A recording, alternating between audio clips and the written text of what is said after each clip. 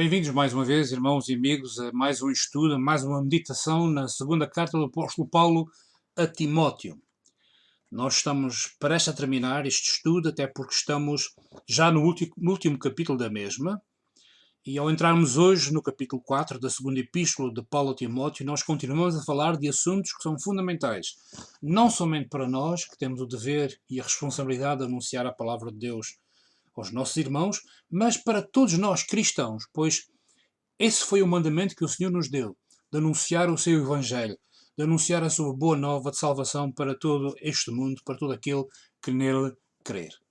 E nesta noite eu gostaria que nós nos focássemos realmente no capítulo 4 da segunda carta do apóstolo Paulo a Timóteo, e gostava igualmente que nós pudéssemos abordar realmente o texto que nos é proposto.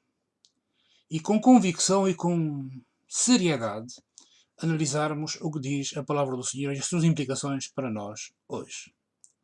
Diz assim a palavra do apóstolo Paulo: Conjuro-te, pois, diante de Deus e do Senhor Jesus Cristo, que há de julgar os vivos e os mortos na sua vinda e no seu reino, que pregues a palavra, instes a tempo e fora de tempo, corrijas, repreendas, exortes, com toda a longanimidade e doutrina, porque virá tempo em que não suportarão a sã doutrina, mas tendo comichão nos ouvidos, coceira nos ouvidos, amontoarão para si doutores conforme as suas próprias concupiscências.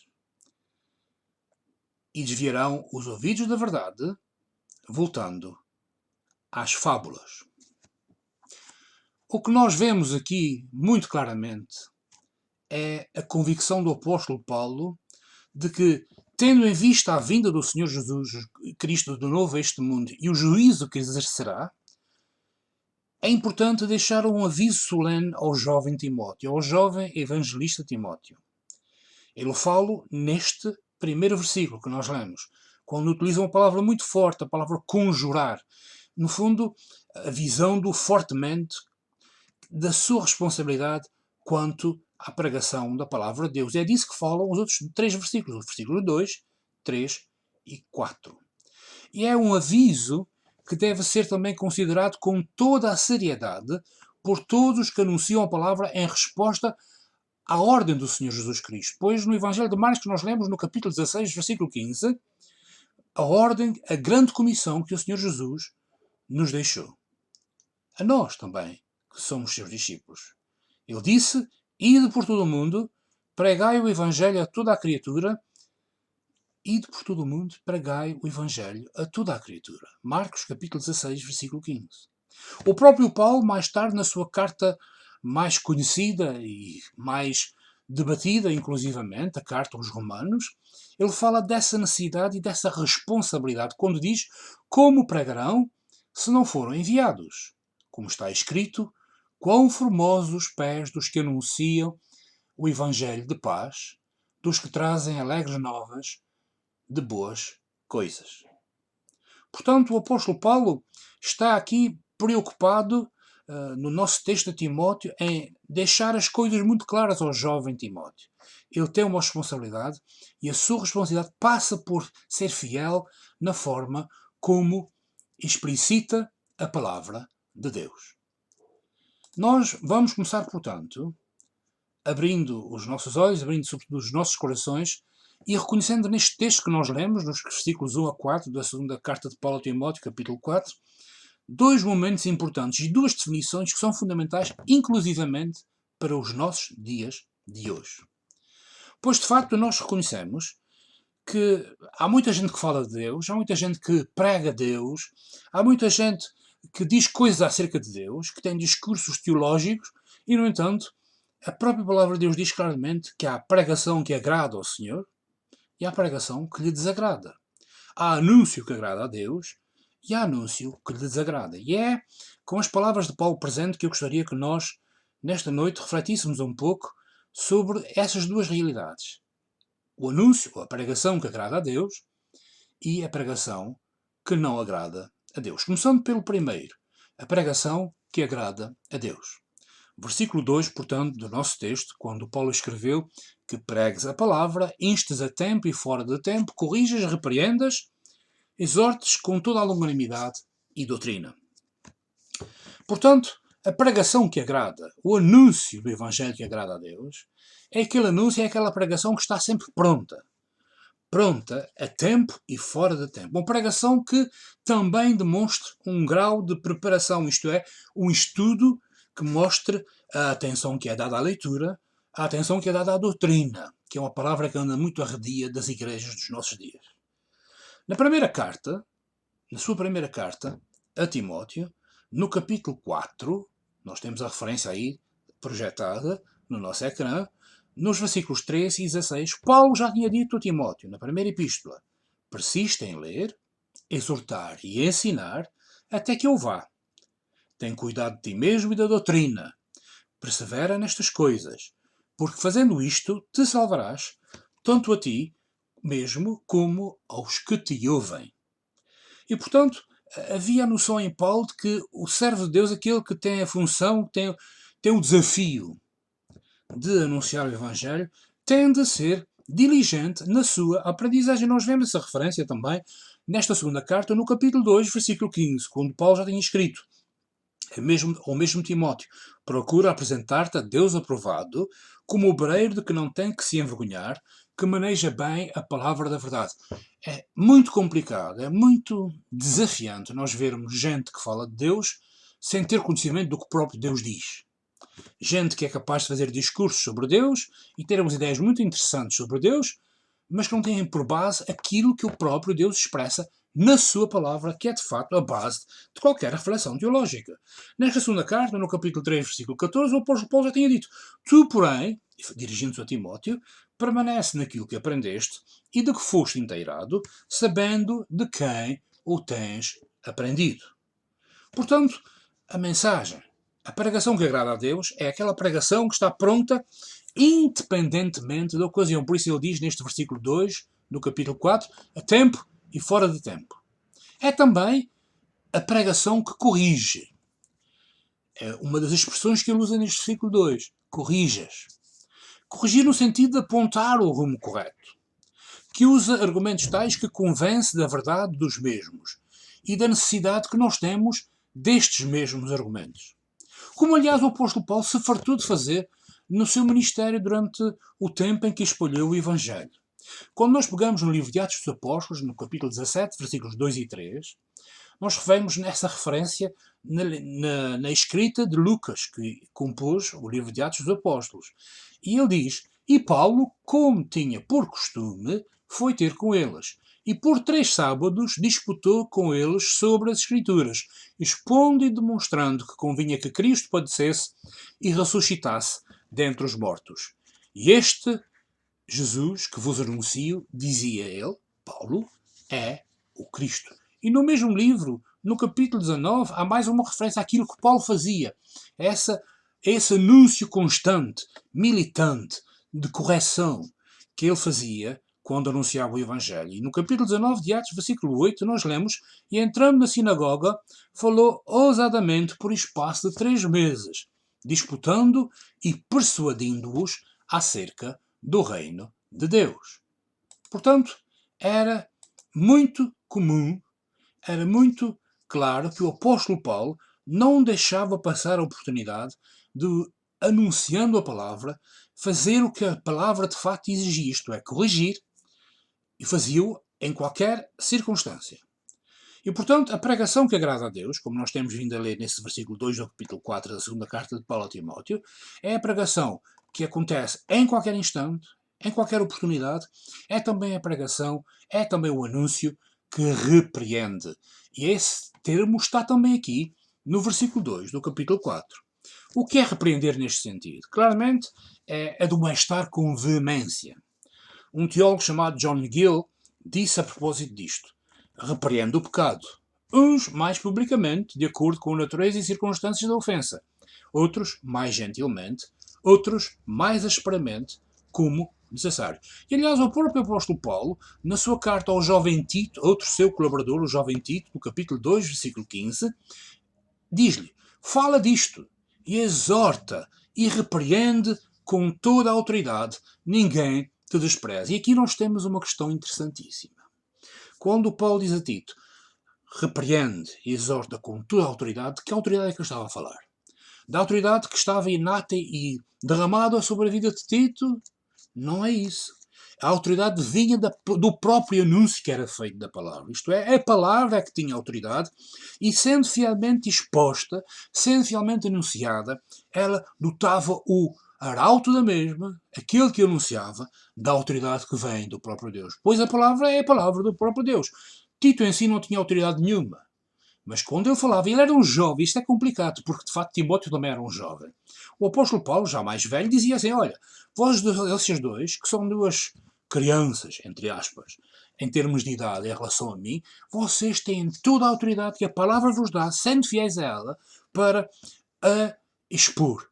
E ele diz, neste caso a Tito, ninguém te despreze, porque tu estando a ser fiel, tu tens toda a autoridade que o próprio Deus te dá. Portanto, uma pregação que repreende, um anúncio que repreende, que admoesta com toda a veemência, que é uma coisa que as pessoas não gostam. Muito cristão, infelizmente, não é muito fã, digamos assim. As pessoas não querem ser repreendidas, não querem ser desafiadas, mas não é o nosso desafio, não é aquele que fala, que o faz, que o coloca, que o inventa. É a própria palavra que o coloca ou não. É também a palavra, a pregação que agrada a Deus, a pregação de que Deus se agrada, é a pregação que exorta, está aqui no versículo 2 ainda, exortas, isto é, encorajando, fortalecendo, através da oferta de consolo que vem da própria palavra. No passado domingo, no nosso culto, nós falamos sobre a primeira bem-aventurança do Sermão da Montanha, no capítulo 5 do Evangelho de Mateus, versículo 3. E nós vimos ali uma referência muito clara à consolação que Deus, de facto, dá às nossas vidas. Outra coisa que está aqui neste versículo 2 é com toda a longanimidade, que é uma palavra de português mais antigo, que de facto não está muito na moda hoje em dia, não é? Longanimidade que tem que ver com paciência, com temperança, com não procurar vindicação a todo custo, mas que deve ser mostrada tanto ao de coração acessível como aquele que ouve e que tem um coração renitente em relação àquilo que ouve. Na primeira carta aos Tessalonicenses, no capítulo 5, versículo 14, o apóstolo Paulo diz assim, rogamo-vos também, irmãos, que admoesteis os desordeiros, consoleis os de pouco ânimo, sustenteis os fracos e sejais pacientes para com todos. Longanimidade é isso. Longanimidade é isso. E na sua carta a Timóteo, no capítulo 2, dois capítulos antes, ele já tinha dito, e ao servo do Senhor não convém contender, mas sim ser manso para com todos, apto para ensinar, sofredor, instruindo com mansidão os que resistem, a ver se porventura Deus lhes dará arrependimento com mansidão para os que resistem. A ver se porventura Deus lhes dará arrependimento para conhecer a verdade. Portanto, é também a pregação que é doutrinária. Está aqui no versículo 2, que é a última palavra do versículo 2. E doutrina, como diz Paulo. Doutrina que significa, essencialmente, instrução. E é uma coisa que hoje em dia anda muito arredia da conversa dos cristãos. Doutrina parece quase uma palavra proibida. Porque muitos dizem, isso é muito complicado, isso é muito... Como é que eu dizer? É muito... fora de moda. A doutrina é algo de muito maçudo que não contribui para a nossa felicidade. Não é isso, não é? Mas a pregação que agrada a Deus, e essa é a grande questão, é a pregação que é completa. É o anúncio que é completo. É o anúncio que está sempre pronto. É o anúncio que procura persuadir. É o anúncio que repreende quando é necessário. E, no entanto, falo com longanimidade, com paciência, instruindo outros na doutrina do Senhor. A doutrina aqui não é a doutrina dos homens, não é a doutrina do meu grupo, não é a doutrina da minha igreja. É a doutrina do Senhor. O que estabelece um claro contraste com aquele outro tipo de pregação que não agrada a Deus e que encontramos aqui no nosso versículo. Nesse nosso texto de 2 Timóteo, capítulo 4, versículos 1 a 4. E essa segunda parte da nossa reflexão está, portanto, naquela pregação que não agrada a Deus. Pregação que não agrada a Deus. Eu até acho interessante que nós às vezes pensemos que a coisa é muito fácil. Mas sabem, meus irmãos, pregação que não agrada a Deus é aquela que mais existe no mundo em que nós vivemos. É uma pregação que promove a superficialidade. E Paulo diz aqui no versículo 3, do capítulo 4 da segunda epístola de Timóteo. Porque virá tempo em que não suportarão a sã doutrina, mas tendo coceira nos ouvidos, amontoarão para si doutores conforme as suas próprias concupiscências. Literalmente, uma doutrina saudável que contribuiu para a saúde da alma ou para a salvação. Tempos esses que Paulo refere aqui, que já tinha dito antes ao próprio Timóteo, quando na primeira carta, na primeira epístola, no capítulo 4, versículos 1 a 2, ele tinha dito: mas o Espírito expressamente diz que nos últimos tempos apostatarão alguns da fé, dando ouvidos a espíritos enganadores e a doutrina de demónios, pela hipocrisia de homens que falam mentiras, tendo cauterizada a sua própria consciência. Quando as pessoas são essencialmente adeptas do eu, da sua vontade, do seu prazer. Nós vemos isso no capítulo 3 da segunda epístola a Timóteo, quando Paulo diz: sabe, porém, isto, que nos últimos dias sobrevirão tempos trabalhosos. Capítulo 3, versículos 1 a 2. Porque haverá homens amantes de si mesmos, avarentos, presunçosos, soberbos, blasfemos, desobedientes, a pais e mães, ingratos e profanos. No fundo, o que Paulo está a dizer aqui no versículo 3 é que vivemos em tempo, já no tempo dele era assim e hoje em dia continua. Vivemos em tempo em que as pessoas querem ouvir coisas de acordo com os seus próprios desejos, as suas próprias vontades. E assim tentam justificar os seus comportamentos e não são repreendidos. Esta é uma questão complicada. Porque quando nós somos culpados de alguma coisa que é contrária à sã doutrina, e nós somos desafiados pela palavra, seja, por exemplo, na questão da sodomia, e nós lemos referências explícitas de Paulo a isso na primeira epístola, capítulo 1, versículo 10, e na sua primeira carta a Coríntios, no capítulo 6, versículos 9 e 10, nós não podemos, como é que eu ia dizer, não podemos dourar a pílula, não podemos dizer que a palavra diz uma coisa que não diz. E, portanto, Paulo é extremamente claro. As pessoas preferem não ser desafiadas. As pessoas, quando eu digo as pessoas, digo o normal de toda a gente é não querer ser desafiado e não querer ser incomodado nas suas conveniências. E essa é a pregação que hoje em dia, infelizmente, mais acontece das igrejas cristãs. Uma pregação superficial, que não desafia, que não é fiel à própria palavra, porque não permite que a palavra desempenhe o seu papel de exortação, de repreensão e de chamada de atenção. E o que as pessoas querem hoje em dia, infelizmente dizer-o, é uma pregação é um anúncio que entretém. Que entretém, porque, como Paulo diz, terão comichão nos ouvidos, terão coceira nos ouvidos, e gostam de ter os ouvidos afagados com palavras suaves, que agradam ao ser humano natural e carnal.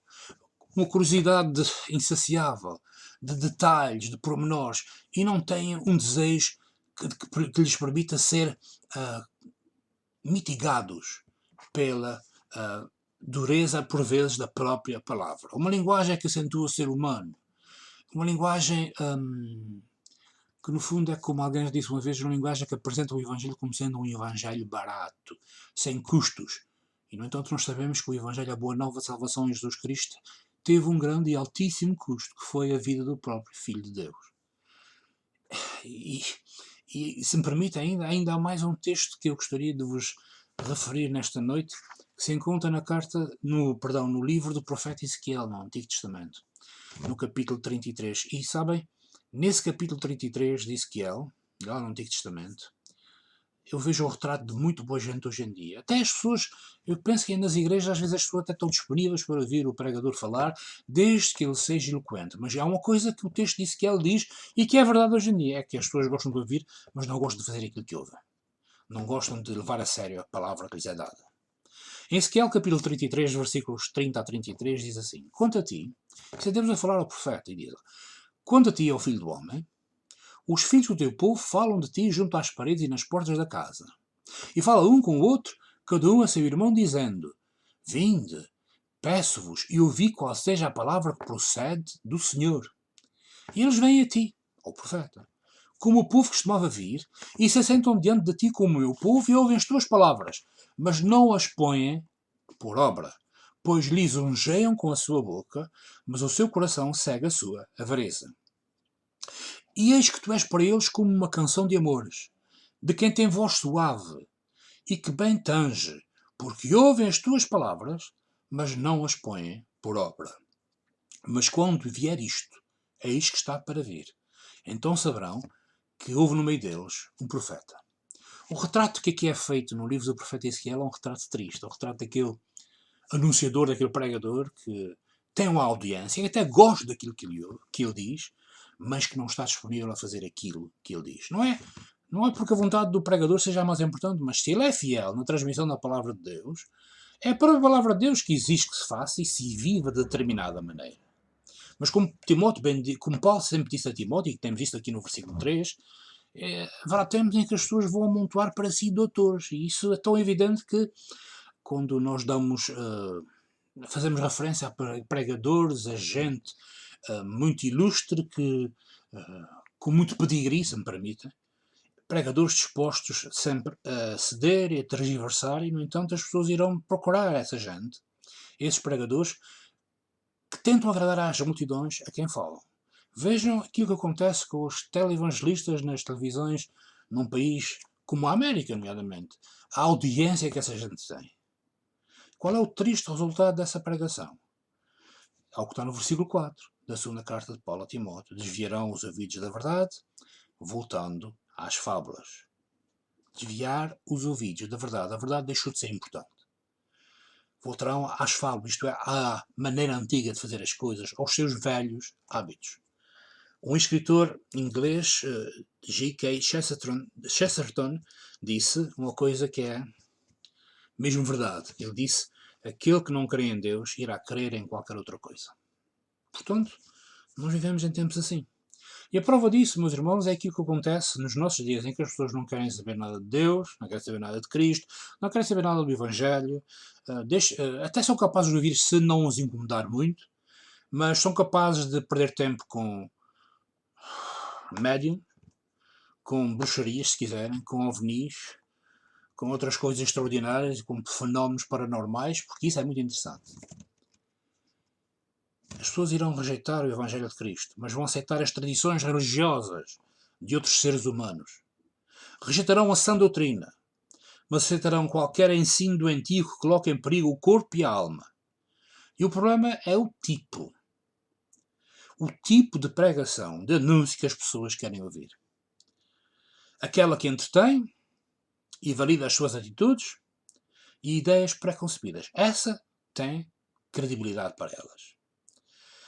Aquela que os desafia, que os exorta à salvação, essa que lhes aponta o caminho da justiça, essa não interessa porque é incómoda, é desafiante. Os que ousam pregar, aqueles que claramente colocam no seu coração e na sua mente a vontade de anunciar o Evangelho, e aqueles que desejam ouvir essa vontade de Deus transposta no Evangelho, deviam procurar sim a pregação que agrada a Deus. E no fundo o desafio é esse, aquilo que nós podermos ser incluídos naqueles de que Paulo fala na sua carta aos Romanos, no capítulo 6, versículos 17 e 18, quando o apóstolo Paulo diz: mas graças a Deus que, tendo sido servos do pecado, obedecestes de coração à forma de doutrina a que fostes entregues, e libertos do pecado, fostes feitos servos da justiça. Esse é o grande desafio para nós hoje. Podermos viver como Deus quer, dando atenção e ouvidos à sua vontade. Não à eloquência de uns e outros, não à argumentação de uns e outros, mas à fidelidade com que a palavra de Deus é apresentada. Sabendo que o tempo que nós vivemos é um tempo propício para as pessoas não se preocuparem com aquilo que Deus exige, com aquilo que Deus, oferecendo, também pede que nós façamos, e estão mais preocupadas em ouvir coisas que lhes agradam e que não lhes coloquem problemas para dormir à noite. Gente que prefere não ser incomodada e aceitar como válida qualquer coisa que lhes coce os ouvidos, como diz o apóstolo Paulo. Que nós possamos ser achados como aqueles irmãos de Roma a quem Paulo disse: vocês eram uma coisa, mas agora ouviram e são outra. Que o Senhor nos ajude a compreender e a transmitir e a viver a palavra do Evangelho.